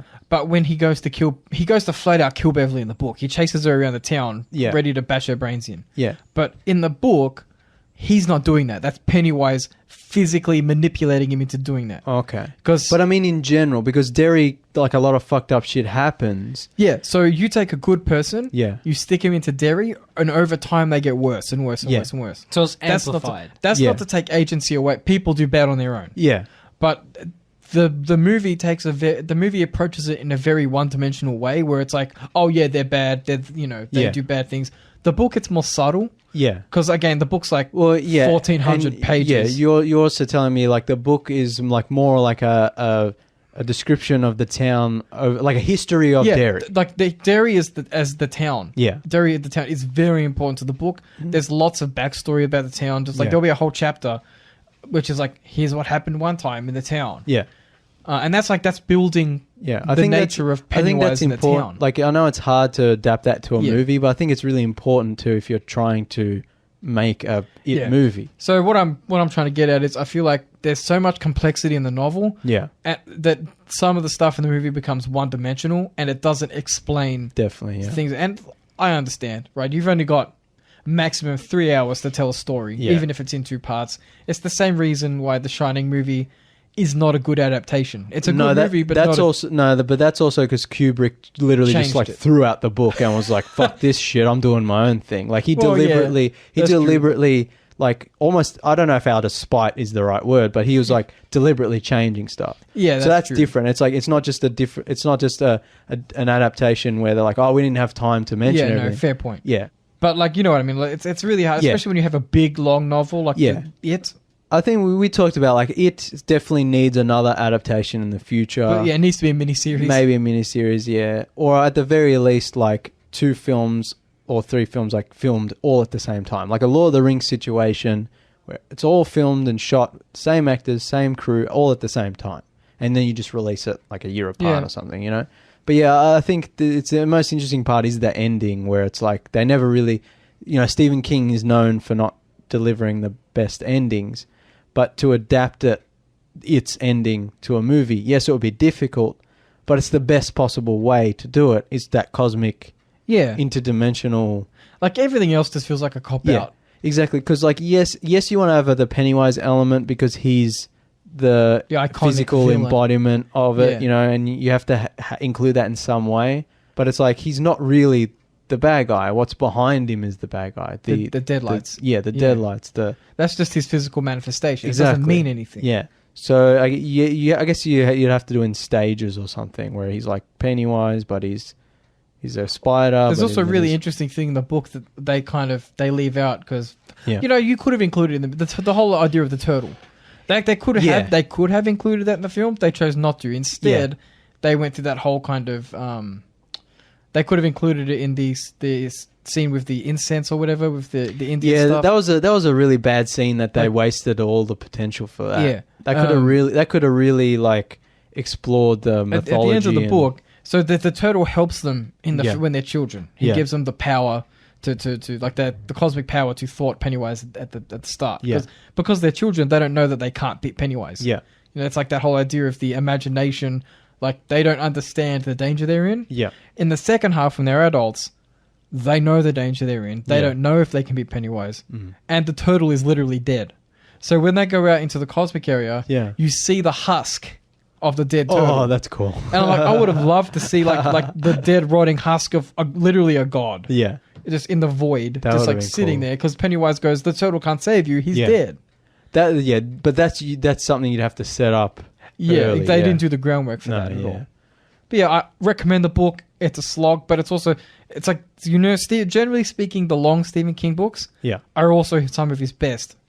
The Stand is my favorite one. I was going to mention The Stand. Like that book is a work of pure force. I'm really dreading when they finally adapt that. The only company who should do it is HBO. Yeah, and that's if it's like 20 episodes. Yeah. Like a proper, and it's got a starting and ending. It's not an ongoing series. No, that's right. Like the only circumstance in which that should be adapted. I think, Jamie, can you look up who? Sorry, Nathan. Can you look up who's doing the Stand TV shit? Because it's not going to be good. It's like FX or something. It's going to be really bad. Yeah, it's going to be like the Dark Tower. Like, make a Dark Tower movie. I was like, got to be excited. Then I'm like, oh no, wait, like, no, that was really bad. Yeah, mind you, good cast. Anyway, CBS All Access. Oh, fuck off. See, I'm just like... Oh, no. Yeah. See, how can you do that with it being like PG? No, well, the CBS All Access, I think, from memory... It's only releasing on CBS All Access. So that maybe if it's technically like a web series... I suppose I could get away with it. No, but that's what I'm saying, is CBS All Access, from memory, their original shows have swearing and violence, and I can't remember nudity. But either way, it's not going to be good. But like you said, HBO, Showtime, maybe. Yeah. Well, yeah. So the longer Stephen King books generally are really good because he's considered a pulp writer. He's not a pulp writer. Yeah, no. He's really good at world building. But yeah, exactly. Like his mythologies there's a reason he's popular. It's not just because he writes scary stories. On the note of Stephen King, he released a book not too long ago called The Outsider. Yeah. Which I'm halfway through. Amazing detective story. It's like he took everything from the Finders Keepers trilogy. Yeah. The Mr. Mercedes trilogy. Yeah. And he used it all that experience in The Outsider. But they're making a TV show out of it. Looks incredible. Ben Mendelsohn, who normally I saw the trailer for that. Yeah. I fucking love Mendo. He's my favorite. Yeah, but he has an American accent. I'm so happy. He's not like, he's like, mate, I'm a beat cop, eh? Oh, yeah, I'm from Massachusetts, mate. From Massachusetts. anyway, like, that not only does Who else is it? Someone else is in it. Yeah, what's his face? Arrested Development. Jason Bateman. Jason Bateman. He plays Terry Maitland. Yeah. No, but the book's really good. I'm excited for the adaptation. Yeah. No, that looks good. I want to see that. Yeah, so thumbs up for it, which of course people have been giving that book thumbs up since the 80s. Yes, since it came out. Yeah. Hot take. I want to read The Stand now. Oh, The Stand is my favorite. No, I've got it. So good. It's so good. It's so Randall good. Flagg, the bad guy of The Dark Tower, is the bad guy in The Stand. And it's basically Stephen King presents a post-apocalyptic / kind of weird. And it ties into our post-apocalyptic discussion. It's like epic. It's an epic. Yeah. It's like a long road movie. MOON spells fantastic novel. Yeah. Oh, man. Yeah, no, it's so cool. It's also got The Shining. One of the couple people have The Shining. The actual the old lady calls people. Yeah. Very good. Yeah, very good. it's all connected. We talked about this. The Stephen King universe. The Kingverse is all connected. Shall we move on to? Do you want to do the Batman first or the Matrix first? We'll get the Batman out of the way. Get the Batman out of the way. Less exciting discussion probably. Yeah, we'll get into the Matrix more later. So there's been some new casting news for the new The Batman solo movie. Obviously, we already talked about Robert Pattinson being cast as Batman. There were some other rumors going around, but now Zoe Kravitz has been confirmed as Catwoman. That's fine. I think she's a really good choice. Yeah. They're definitely going for a Batman Year One kind of thing. I know Tessa Thompson was in the run and Lupita Nyong'o. Those were really good choices as well, but Zoe Kravitz is a good choice. And also Paul Dano as the Riddler. Which is very good. I mean, A++. Hopefully he can pick his energy up a little bit. What are you talking about, energy? Usually he's sort of... The movies I've seen, he's always a little bit slow. You need to watch more Paul Dano movies. Maybe. My God, he's one of the best actors working right now. No, I didn't say he's a bad actor. I'm just saying usually he's a little bit lethargic. You haven't seen There Will Be Blood, man. Get out of here, ghosts. Get out. It's so fucking good. Oh, man. He's going to be amazing. I'm excited for Jeffrey Wright. I'm kind of excited for Jeffrey Wright as Commissioner Gordon. One of my favorite actors. As Gordon. I want to see him get mad at the Batman. Yeah, Jeffrey Wright as Commissioner Gordon. Fucking great casting. Yeah. One of my favorites. Of course, Robert Pattinson. Yeah, we already talked about I'm optimistic. Yeah, we already talked about like he's a good actor, but we'll see. He said the suit's dope. There's actually something I really want to see because the suit, I feel like in the live really important. Yeah, the live action suits, all of them, like I don't know. Robert Pattinson likes the suit. But who cares what he likes? Like, it's what I like. Yeah. But you know what I'm saying? Like, does it have nipples? Because it better have nipples. It's make or break. If it doesn't have nipples, but you know, like, I know it's live action. I know you can't do a 1-to-1 that's right. thing. But yeah, it's just like they never get it 100% right. I just want something that looks like the Frank Miller. Yeah, that's what I was gonna say. Like just a simple dark grey kind of like leotard, not a leotard, but you know, like I get you. Purple underpants. No, I understand. No, blue. You know, like 70s Batman, blue, blue and grey. I understand we live in a world now where like you have to have like the bulletproof metal armor and stuff. But also, like that's another thing. They make it like I love the Dark Knight trilogy. Don't get me wrong. I love it, but it's like they were definitely going for a super realistic. Yeah, just. Whereas now I want them to go more comic booky, not comic booky all the way. Like I want like something Batman more and Robin. simple. Like because he's a detective at first and foremost, at least to me. Exactly. Also, I know they won't do this, and they probably even shouldn't. But I always like the yellow bat symbol on the chest, like the big yellow. I love that. I fucking love Batman '89. You know, the Tim Burton one, the big yellow. Like, I just think it's great. I want like a soft blue one. No. If it's not yellow, it just has to be a big black thing. Yeah. But we'll see. I'm sure. See, I'm actually worried because Dark Knight was so successful and so influential, and they keep trying to copy it. I'm actually worried that this is going to take too much from that. Even though I love it, I feel like they should move away from that and be more like the Arkham Asylum video games, where it's dark, but it's also comic booky. You know? Yeah. So Jonah Hill dropped out. Yeah, Jonah Hill was rumored being cast as either the Penguin or the Riddler. I don't know if they confirmed which one he was up for. Maybe they offered him a choice. I don't know. Maybe he dropped out because Paul Dano got the Riddler and he didn't want to be fat again. Well, maybe he wanted to be the Riddler and Paul Dano said yes, and so yeah. But he's a good actor. He's a good dramatic actor, but I feel like we want to see fat Jonah Hill again. But that's what I'm saying. We don't support bad life choices. But that's what I'm saying is whether he was playing Riddler or the Penguin, he would have done a fine job. But there would have just been so many clickbait articles about how Jonah Hill this, that, and the other. He's fat again. And we would have spent like half an hour of the review talking about Jonah Hill. And it's like, he's a good actor, and I like watching him. This is another. Actually, this brings me back to another problem. This movie, they keep talking about how it's standalone and how it's a detective story, but it's got Catwoman and Penguin, and I'm like, this is feeling very much like Batman Returns, but it's also got the Riddler, and apparently there's more villains in it as well. I mean, but then again, it's like it is Batman, the Riddler, and the Penguin. No, but this is what I'm saying. This is my point. Is I don't want it to be a retread of other movies, and I don't want it to feel old, but also like we were talking about, I think, last episode, where I want the DC movies to just be in a world that already exists. I don't want any origin stories for these characters. I don't want any... I can't see how they... Yeah. I want the movie to start and Riddler's already active, and Catwoman's already active, and Penguin's already active. Hopefully that's where they're going. Yeah, and it's just Batman has to... And I think this definitely seems to take inspiration from like the Long Halloween. Yeah, that's what I'm saying. I'm hoping that these characters aren't necessarily all going to be facing off against the Batman. I think it'd be cool if they're all in Arkham Asylum or something. No, I think it would be better if he's going about his investigation and he comes across them in the city. Like he's like, the clue's leading me to here. The Penguins operates in this area. Yeah. What's going on, and then he runs into the Penguin, and it's like, that would be cool, I think, where it's just already established and just go. Like I said with Batman Year One, I think they're definitely, and Robert Pattinson's, young compared to some, so like, I hope they don't do an origin story, but I think they're definitely doing like a Year One Long Halloween where it's like early Batman. Like the villains might already be there, but it's still like an early career, which is fine as long as they don't do Talia al Ghul. As long as they don't do any origin story stuff. Yeah, like no Robin's dying. Yeah, like none of that business.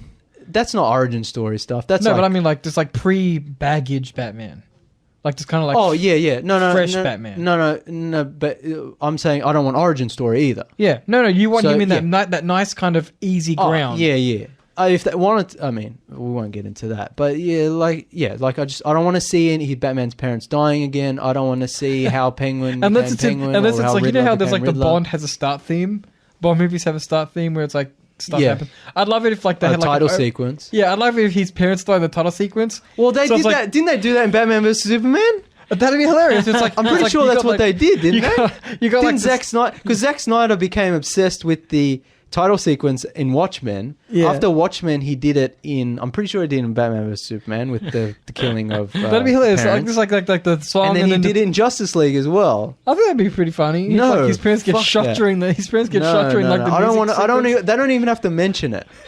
Like I was saying, insulated and a solo story. Not even, but not insulated. It's like we know that happened. Yeah. Don't need to talk about it. That's why I was talking about last week or whatever, where the DC animated movies, most comic books even, you open it up, it doesn't recap the origin story for you every time. It's just like you open the first page or you push play on the animated movie or whatever, and it's like the Batmobile's racing through Gotham City and Batman jumps out and he starts fighting bad guys. Oh, can we talk about something real quick that just happened? Yeah. They're going to reveal Superman's identity for the first time. In the comic books? In the comics. I don't like it. Didn't this happen a few years ago as well? Yeah, but they retconned it. Yeah, but then they're going to retcon it again. Apparently it's permanent. That's what they say. None of this matters. The DC comic books, it's like It's just like you have to wait till it's all done, and then you just pick out what's good from it. Because it's like, they'll do it again in a few years' time. Probably, yeah. Nothing. I don't think anything ever comes out of it. Call me pessimistic. I think we are going to see some retread from this movie, just from a studio perspective. It's a new Batman. We better see new origins. Yeah. We better especially have a new setup. Especially if he's a young Batman. Yeah, what would be hilarious is if they do show his parents dying, but they use the footage from Joker. Yeah. If they do that, I don't want to say I'll walk out, but I might. Because I feel like if they're introducing a new Batman now, I feel like we are at risk of seeing new origin sequences. Yeah. Just because the studio will be like, look, we're getting the new kids in, we're getting new... But see, kids know. No, I know, I agree. But I'm saying from a studio mindset of, it's a new Batman, it's a new era, we need to see, we need to set it up for these new kids because kids like Batman. Speaking of new eras, The Matrix.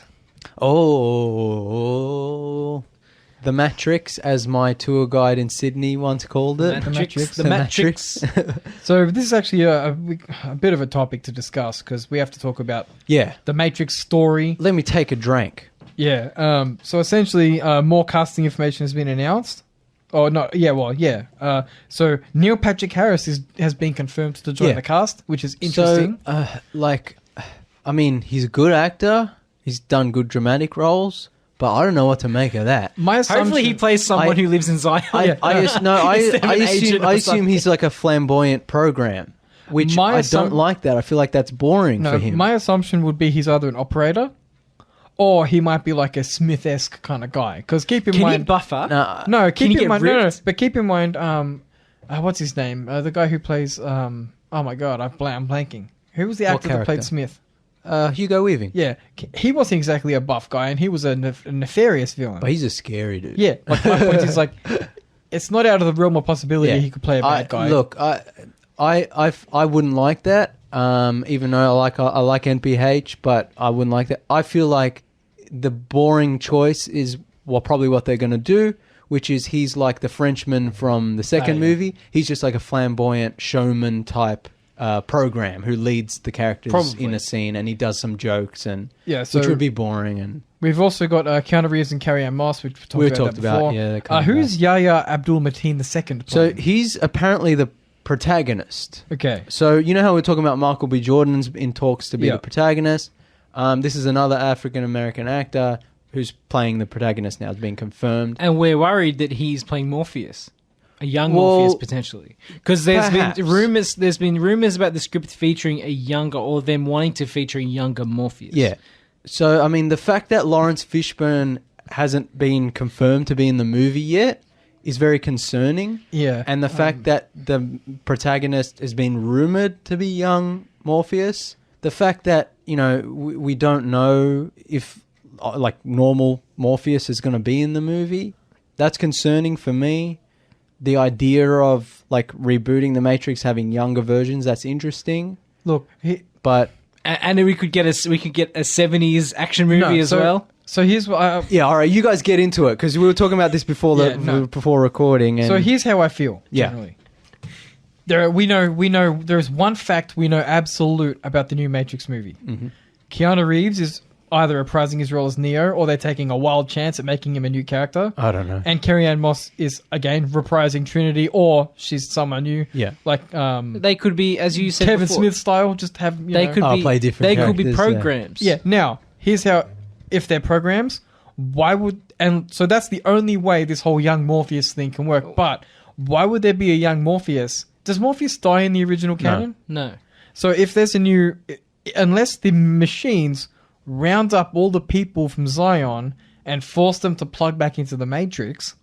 No, let me finish. How can you actually get into a possibility in which you have a young Morpheus? How is it physically possible? This is messy. Because in The Matrix Reloaded, when Neo goes to meet the program that represents the creator. Yeah, the architect. The architect. You see on the monitors... Colonel Sanders, who we will refer to as Colonel Sanders from here on in. Yeah. So Colonel Sanders shows Neo past reactions of Neo in the Matrix discovering this and having this conversation. Yeah. And he says the Matrix is cyclical and this has happened before. This has happened before. So in Matrix canon, we don't know how many times Neo, Morpheus, Trinity, and all the other characters Also, have been through this. That's because Neo is a program. He is the one. Yeah, but he also exists in Zion, as a physical person. Yeah, I know, but like, here's my interpretation, which I don't think is ever confirmed in any of the movies or the outside canon: cloning. that's what I was gonna. That's what I was gonna bring up. It would make sense that the machines have a genetic data bank of everyone that they've sort of had in their system or been using to power their. Even though Neo and Trinity died, it's like they just get regrown and re-put into the Matrix as new people, quote unquote. If you're going to have an older Keanu Reeves and Carrie-Anne Moss, right, I do not want a young Morpheus in this film. Well, there also could be the possibility that Neo saves Trinity and himself from the rebirth of the Matrix, and they have to go in and save young Morpheus. It depends. It's possible that Lawrence Fishburne will be attached eventually, and there'll be the 3 older versions, and then there'll be the 3 younger. So they might even cast a young Keanu Reeves in. It's Men in Black 3. So here's the only way I can see this all being possible, in my opinion, is if there is a new Matrix rebooted for some reason. Morpheus is counted to be important enough that they'll clone him and have him in the Matrix for whatever reason, instead of just killing him because whatever. Anyway, they could have Keanu Reeves and Carrie-Anne Moss as glitches in this new Matrix, remnant programs, if they can find a way to insert Trinity as a program. Because Neo is absolutely half program, at least. We'll say he's half program, kind of. If Neo's a powerful enough program, he could just generate a Trinity. And be it doesn't even have to be a human Trinity. It can be a construct. We don't really know what happened at the end of Revolutions when he died. If you take unless Neo discovers time travel technology, we can't have older Neo traveling back through time. But it's not traveling back through time though. The Matrix. No, I understand rebooting. That's my point. So I was like, unless he's a glitch in the new Matrix, or they exist outside of the Matrix and just jump back in after it's been reset. Like, my point is, unless they need to come forward with plot details, because casting the rumors of a young Morpheus don't gel with the casting decisions they're making at the moment. I would just love late 70s, early 80s action movie set within the Matrix. I mean, I feel like so out of this world. I feel like that would be cool. It'd have to be like an 80s thing though, like a neon kind of vaporwave aesthetic kind of thing. But like, it would be interesting if there is a young we'll call him young Morpheus. He's a clone. They've rebooted the Matrix. They've put everyone who was in the Matrix. They've put back in, but they're cloned baby versions. It's not the same dudes. It's like the same genetic material. But on this loop or cycle, Morpheus is actually the one, and that Neo, older Neo, is his Morpheus. If that makes sense. Like a Jedi master, like a mentor, a Jedi apprentice. The how Neo, if Neo Neo's a clone again. It depends. I think. I personally think they should be kind of upfront about the direction they're taking it, because frankly... Well, it's early days. No, I know. Yeah. But like, we'll talk about more when they release more information. What a hell of a risk to make a new Matrix movie now, so many years after the canon's done. Yeah. Especially considering... Done, I don't know if... No, but you know what I mean? Like the final Matrix movie happened, the Animatrix happened, they even closed down the Matrix Online. Yeah. Like... The only spanner in the works, what we're talking about now, is the fact that they've also got Jada Pinkett Smith back. I think she was rumored. I don't think she's confirmed. Okay. If she was confirmed, that would sort of put a spanner in some of the theories. Yeah. But most likely Lawrence Fishburne's going to get attached, but it's just like a matter. But or maybe I think I would like for them to keep it a surprise, and like he's not in it, and then you're watching the movie, and then Lawrence Fishburne walks in. Yeah, that will be. They can't do that because of the internet. Yeah. But you know what I mean? Like, that would be a great thing to do in this day and age. But yeah, I don't know. Like, I feel like the Matrix has always been such a rich world and mythology, and the sequels did some interesting things, but never really took the series in the direction that maybe it should have gone. The problem was that Charles, and I don't mean this in the sexual sense, it kind of got masturbatory. Like they got involved in their own navel gazing to such an extent that it diluted the whole world. It got too philosophical. Like, the first Matrix movie is a perfect blend of science fiction, action, and philosophical. Yeah, it kind of got. I think, therefore I am. Yeah, it got too bogged down. But the second and third movie kept it was just monologues and monologues of do we exist? What is reality? Yeah, and it got too much.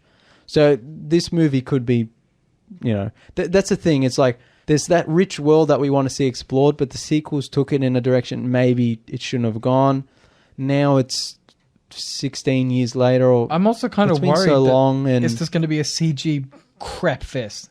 Oh, definitely. Like, it's going to look like shit. The original Matrix was yes, it had CG. Yeah. But it was so good because most of the action sequences in the Matrix were practical. Yeah. It was running. It was jumping. That's one of the problems with the sequels. Or whatever. Yeah. That's one of the main criticisms of the sequels was all the weird CGI stuff. Like, one of the greatest parts of the original is when Neo gets shot, to me. Yeah. And then you're like, because it's simple. He gets shot. And you're like, oh my God, he was supposed to be the one. How can he die? And then he gets up. Yeah.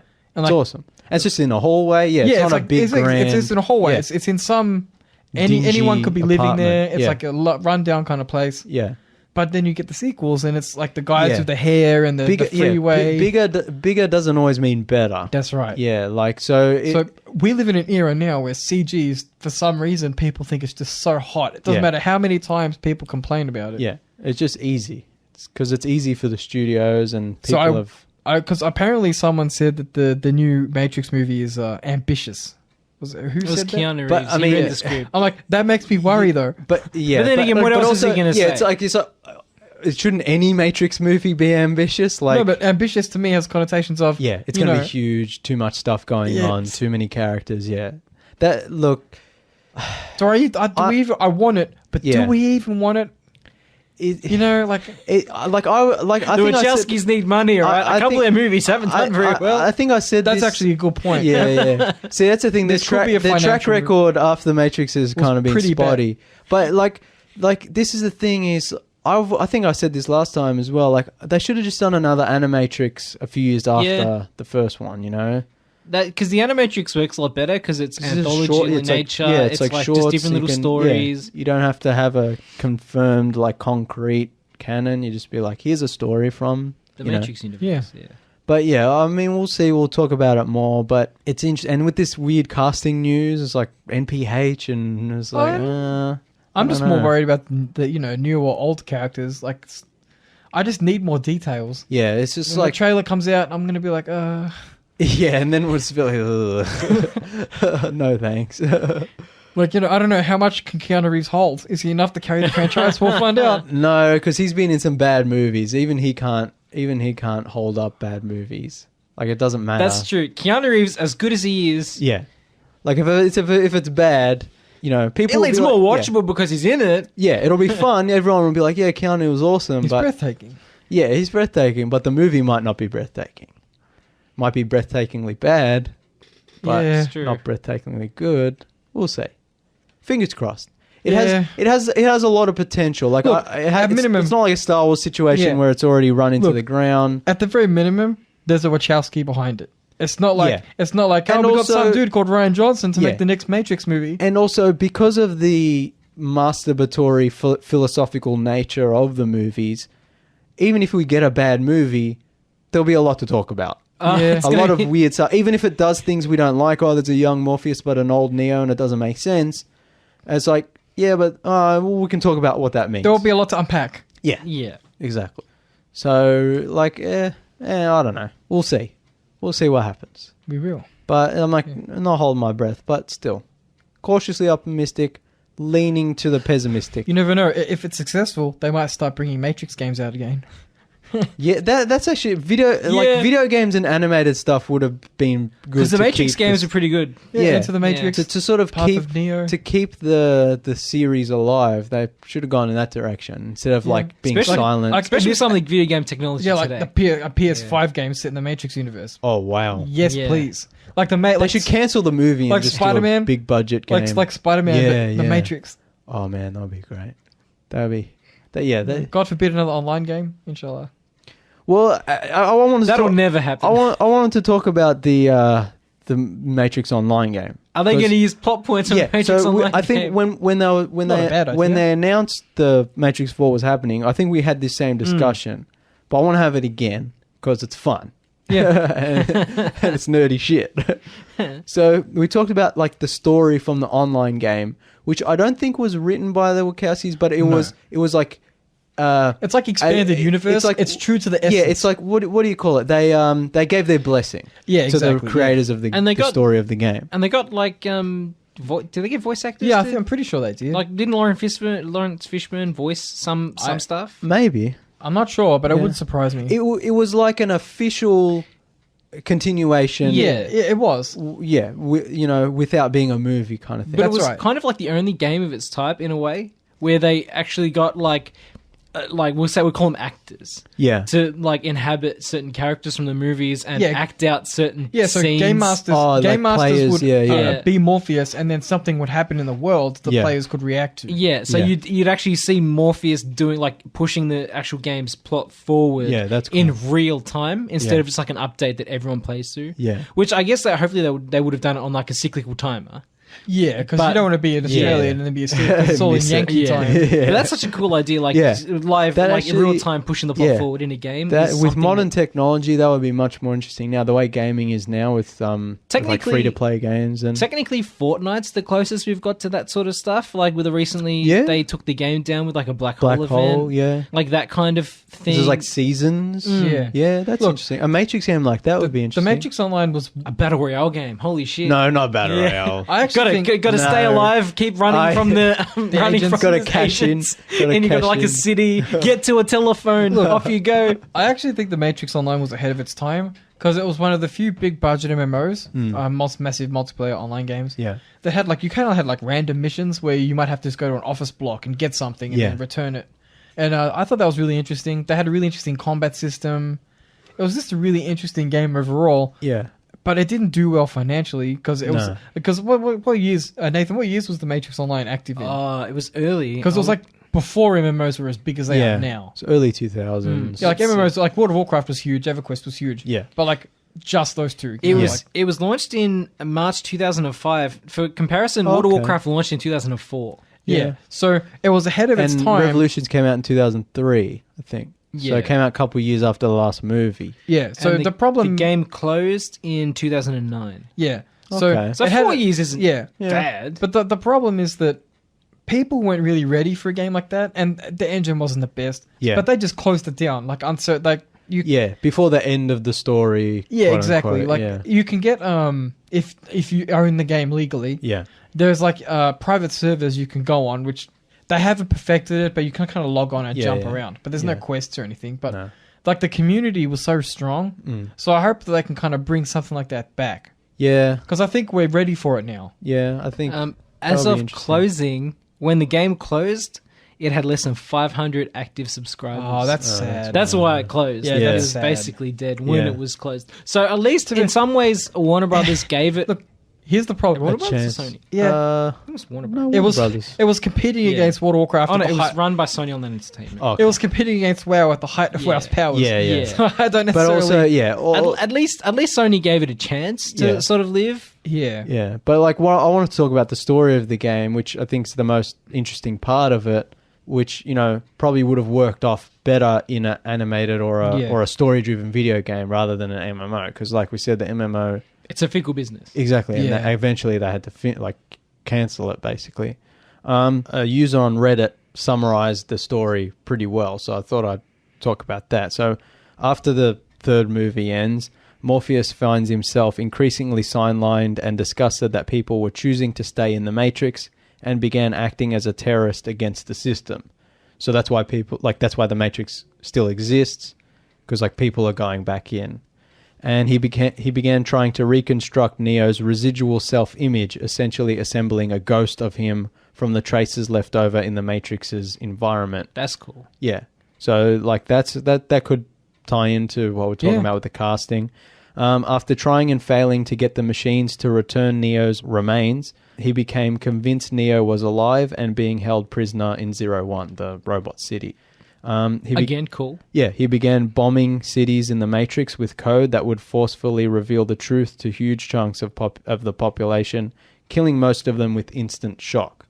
So I think that's really cool, is like Morpheus becomes like a terrorist within the Matrix, trying to reveal to people that they're in the Matrix to get them out. But in doing so, ends up killing people. Because their minds, they say in the first movie, their minds aren't ready. Yeah.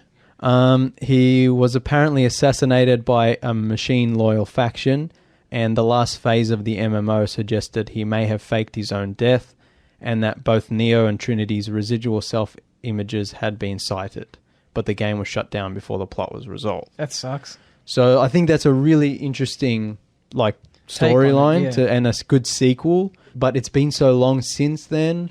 I mean, and I don't think the Wachowskis want to use something that's already been used in an online game, you know? And I mean, I'm technically, sure they have heaps of other ideas. The way the Matrix works, they could cast Lawrence Fishburne as the RL, or like the real world version of Morpheus, and then have himself look like a younger man in the Matrix. They technically that's something they could do if Lawrence Fishburne was like, look, I don't want to do any of the action stuff. He could be Lawrence Fishburne's son calling himself Morpheus. I think like de-aging is something that's not 100%. What do you think about that? No. So what I'm saying is it's not 100% real yet. Yeah. Like the Marvel movies do really good, but in other stuff it doesn't look great. Dodgy. For every good movie you get, what's it called? Rogue One. Yeah, exactly. But like I think de-aging for the Matrix 4 would make so much sense, especially if you're going to have like Neo's Matrix residual image be like a younger version of himself. And they can always play it away being like, oh, the CG in the Matrix, isn't that great? Yeah, but then have like, Lawrence Fishburne plays the real life version of himself, so he's older. Yeah. And then, you know, but I don't know how, it all ties into it's been too long. Yeah, look, and I think it'd be really interesting if Morpheus has retired and his son is now Morpheus. So Morpheus is more like a title, so he can pretend to be his father in the Matrix. Like, oh yeah, I'm the new Morpheus. But of course, Morpheus is in Zion. But again, he could even pretend to not be his son. He can be like Morpheus, the old man, could go in the Matrix. No, I know he what you're can saying. make himself. Yeah. But Callum's saying like both can exist. He could physically have a real life son who goes into the Matrix and acts as his Morpheus. Yeah. Yeah, because like Morpheus isn't like, I don't think that's his given name. You know what I mean? No, like, he wasn't born. He was like, I'm going to call you Morpheus. Exactly. Like it's a username. It's Neo. It's his handle. What's his name? Thomas Anderson. Yeah, like you know, Mr. Anderson. Yeah. Like that's your free name. That's right. Your slave name is the Matrix name, and then you get to choose your handle. Free name. That's right. Your hacker name. Your cool hacker name. So I think that they could do it that way. They won't. It'll be something weird. It'll probably just be weird, and like with the sequels, probably weird even though it shouldn't be, and it should be more straightforward. I'm somewhat more hopeful, I think, because if you're a Wachowski, Lily or Lana, you'd probably sit there just thinking like, this is your. Oh, I'm sure like, they have so many ideas that they've like had over the years. You know what? You just want to sit there thinking about things. Write a book. You know what I mean? Yeah. Write a novel. A comic series. Write a comic series together. Get a Netflix series going. But like I said, I hope, regardless of whether we like it or not, I hope it does really well, because I can't tell you how bad I want a PS5 game. but also, like we were just talking about with Zombieland, it's like you don't want this movie to have heaps of success, and then all of a sudden they just milk it. And so every year you get a new Matrix movie, a new Matrix Star Wars problem. It's like they just keep cranking it out. Like we want them to make them when they got a good idea and when it's going to be good. And then in a couple of years they might make another one, you know? We don't want to be oversaturated with like Matrix stuff all the time, you know? Especially considering like we don't know how well this is going to going off what happened last time. Yeah, that's right. Because the sequels weren't... I liked the sequels, actually, but, you know, they weren't... No, they didn't hold up to the original, really. So it's kind of like... Revolutions isn't that bad. Yeah. Reloaded isn't that bad. I quite like Reloaded. It has its moments. The car chase is pretty cool. Oh, yeah. The action scenes are chase, good.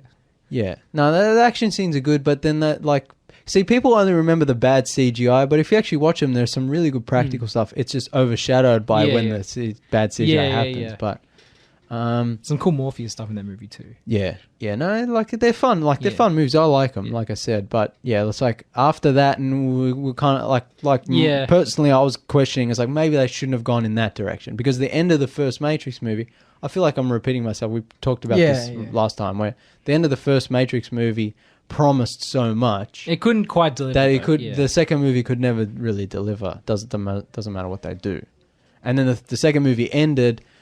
And there was like so many questions, and then the third movie came out and it was like, oh, that's the direction they went in, you know? It's like, oh, why can Neo use his powers in the real world? And everyone's like, because the real world's actually another second layer of the simulation. And everyone's like, oh. And then the third movie comes out. It's like, no, it's the real world. And Neo just has Wi-Fi. I was like, everyone's like, huh? Really? Oh. Yeah, that was dumb. People explain that to this me. is why. This is why I'm worried about this new movie. It's like all this weird casting news and like. You know what? We can just watch it and ignore it like we do Star Wars. Yeah, it's not non-canon. Yeah, if it's not bad, we just don't pay attention. It's interesting fan fiction. Yeah, the synopsis I read is, of the online story, like that's our expanded Star Wars 90s expanded that's universe. Technically, that's still canon. Yeah, I guess so. Yeah. Actually, that's a point. They haven't said it's a reboot. So what does that mean? But I mean, no one. No, I know. It's like no one takes online games from 2005 seriously anymore, especially narratively. Especially when the creator returns to the franchise. That's true. I kind of just want them to call it The Matrix Rebooted. It has to be. It has to be. Yeah. Oh. Like that's at the same time that is the best and worst title they could ever do. It's cringy, but it makes so much sense. It has to be. Because it's a reboot, but it's not a reboot. Yeah. And technically it's a computer that gets rebooted. You get it. You guys get it. It's like Matrix Resurrection is the only other one that makes kind of sense, but rebooted... Matrix Resuscitation. Makes it, no, because reboot is a computer term and it suits all the other... Rebooted ties into the computer stuff. So what if it's Reloaded 2? Oh god! Oh, they do like a Reloaded like a again. Final Fantasy weird Japanese The naming Matrix convention. Power cycled. The Matrix blue screen. Oh man! The Matrix again. Yeah, but hopefully it's good. We'll talk about it. Hopefully everything. Hopefully everything is good. But I'm already going to tell you our verdict. Yeah. It's complicated. Yeah, I've mixed feelings. Like Blade Runner 2049, we'll forever not know if you like it or not. You know what? I'm going to say it. I don't think I like that movie. What I keep saying. I know I keep saying this. We have to re-review it. Yeah, because it looks so good. It looks nice, but I think it's actually like the more I think about it, the dumber it is. Even though people are like, oh, it's so smart. It's a cool sci-fi movie, not a good Blade Runner adaptation. Yeah, but even the sci-fi movie, I was like, is it actually good? It's kind of silly. Anyway, one day, I promise a lot. I don't deliver. One day, maybe. One day, maybe. We'll see what happens. That's enough? Yeah. Thank you for listening. Please like and share the Tuesday Review Facebook page. Follow us on Twitter and Instagram at Tuesday Review AU. Follow James on Instagram at Channel Drifter, where he talks about and shares pictures of movies that we don't talk about on the show. You can find all of our previous episodes on your favorite podcasting apps. If you like video games, please check out Sunrise Arcade, where Alan, Jake, and myself talk about video game news and give game reviews. You can also check out Manny J's show, Car Talk, that's Car Torque, for all your automotive discussion. And also, please make sure to rate, review, and subscribe to the Tuesday Review on iTunes. Adios, cousins.